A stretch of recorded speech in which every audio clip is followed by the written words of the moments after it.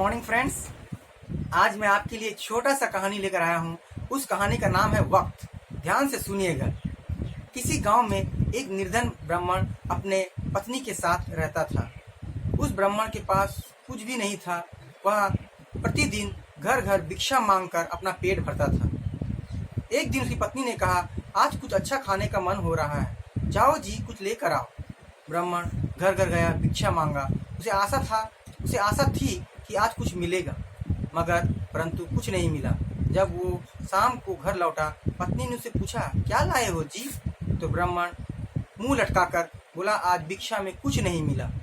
पत्नी निराश हो गई और तुलसी के पत्ते एक एक पत्ते का सेवन कर कर रात को सो गए खाली पेट। इतने में जब सुबह हुआ दूसरे दिन, तब ब्राह्मण सुबह सुबह 3 बजे भोर को ठंडी का समय था और जाकर नदी में स्नान करने लगा। जब वो नदी में स्नान कर रहा था तो सीता जी और श्री रामचंद्र जी नदी के किनारे भ्रमण कर रहे थे। सीता जी ने रामचंद्र जी से कहा कि आपके भक्त आपका नाम ले रहा है, कृपया उस पर दया कीजिए, उसकी मन की व्यथा दूर करे। वो उसके घर पे खाने का एक भी अनाज नहीं है। तो श्री रामचंद्र जी ने कहा कि अभी इस ब्राह्मण का समय नहीं आया है, इसीलिए मैं कुछ कर नहीं सकता। सीता जी नाराज हो गए, वहां से टहलते टहलते निकल गए। दूसरे दिन फिर सीता जी और रामचंद्र जी ने जब भ्रमण कर रहे थे, उन्होंने सेम दृश्य देखा और उसने फिर से रामचंद्र जी से गुहार लगाई, हे प्रभु अपने भक्त की दया कीजिए। रामचंद्र जी ने कहा, अभी वक्त नहीं आया है। फिर तीसरे दिन भी सीता जी और रामचंद्र जी जब भ्रमण कर रहे थे, सुबह सुबह नदी के किनारे टहल रहे थे, ब्राह्मण 3 बजे भोर को सुबह सुबह भगवान श्री रामचंद्र जी का नाम पुकार कर भक्ति कर रहे थे और स्नान कर रहे थे और भक्त से कुछ मांग रहे थे।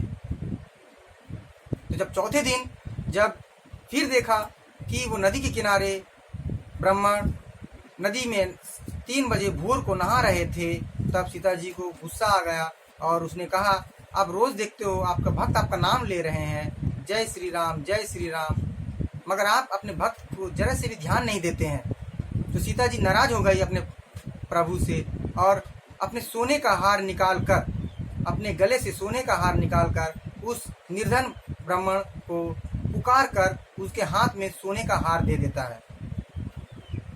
और श्री रामचंद्र जी और सीता जी चले जाते हैं। ब्राह्मण सोने का हार पाकर बहुत खुश होता है और वो मन ही मन कह सोचता है कि आज वो अच्छा भोजन करेंगे, क्योंकि कई दिनों से उसे अच्छा भोजन नहीं मिला था। और वो हार को लेकर अंतिम बार डुबकी लगाता है समुद्र में, नदी में। जैसे ही डुबकी लगाता है, उसके हाथ से मोती का सोने का जो माला था वो पानी में छूट जाता है। ब्राह्मण रोते रोते बहुत ढूंढता है नदी में कि उसका सोने का हार जो सीता जी ने दिया था कहाँ चला गया। ब्राह्मण बहुत डुबकी लगाता है, मगर सोने का हार नहीं मिलता। ब्राह्मण रोते रोते काफी देर हो जाती है और घर आता है और सारी आप बीती अपने पत्नी को सुनाती है। पत्नी का मन भी सुनकर बहुत दुखी हो जाता है। फिर ब्राह्मण घर घर भिक्षा जाकर घर घर से भिक्षा मांग कर लाता है शाम को, और उसे थोड़ी सी एक मुट्ठी चावल मिलती है और उस चावल को बॉईल करके दोनों उसका पानी पीकर रात गुजार देते हैं। फिर अगला दिन जब सुबह होता है, तब उसका मन टूट जाता है। ब्राह्मण सुबह नदी में जाकर फिर सोचते हैं कि श्री रामचंद्र जी आएंगे, सीता जी आएंगे और उसे सोने का हार देंगे, मगर नहीं होता इस बार। और ब्राह्मण नदी से नहाकर खाली हाथ ही वापस लौट जाता है। दूसरे दिन जब ब्राह्मण भिक्षा लेकर मांगकर घर घर वापस आता है, तो उसे किसी घर से एक छोटी सी मछली मिल जाती है और उस मछली को लेकर आता है और अपने पत्नी को देता है। आज इस भिक्षा में उसे एक मछली मिली है। तो पत्नी कहती है, कोई बात नहीं, हम इसका सेवन ही कर लेंगे, खाने को कुछ नहीं है, कई दिनों से हमारा पेट भी नहीं भर रहा है, हम कमजोर हो जा रहे हैं, हम भूख से मर जाएंगे। मजबूरी में ब्राह्मण उसकी पत्नी ने मछली को काट कर खाने के लिए प्रबंध करने लगा। और जैसे ही मछली को उसने काटने की कोशिश की ब्राह्मण की पत्नी ने, और उस मछली को उस मछली को एक चील आकर उठाकर लेके चला जाता है। अब उस ब्राह्मण और उसकी पत्नी को उस मछली का एक टुकड़ा भी नसीब नहीं होता है।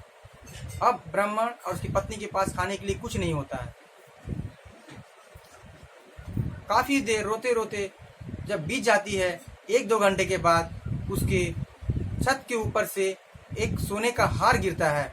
चील के मल से जो चील मछली लेकर चला गया था, उसी चील के मल से एक सोने का हार और टुकड़े टुकड़े मोती जो हार में थे वो गिरने लगते हैं उनके घर के आंगन में।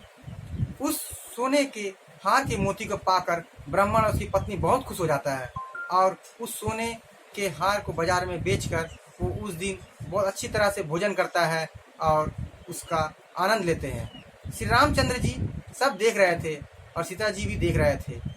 श्री रामचंद्र जी ने सीता से कहा, अब इस ब्राह्मण का वक्त आ चुका है, अब ये ब्राह्मण गरीब नहीं रहेगा, इसे जो मन चाहे मांग सकता है, जो अपने दिल की मुराद पूरी कर सकता है।